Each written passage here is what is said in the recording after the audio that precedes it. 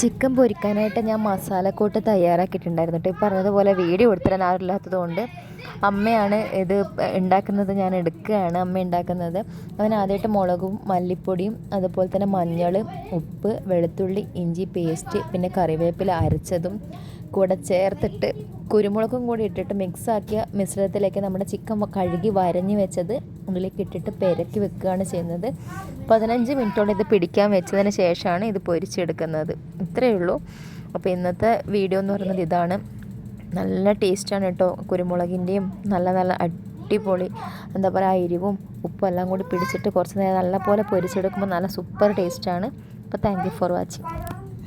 അപ്പം നമ്മുടെ എന്താ പറയുക പൊരിക്കുന്ന വീഡിയോ ഒന്നും എനിക്ക് എടുക്കാൻ പറ്റിയിട്ടില്ല, ഫോട്ടോ ആണ് എടുത്തത്. അപ്പോൾ ഇതാണ് നമ്മുടെ ഫൈനൽ റിസൾട്ട്. അപ്പോൾ എല്ലാവരും ട്രൈ ചെയ്ത് നോക്കുക.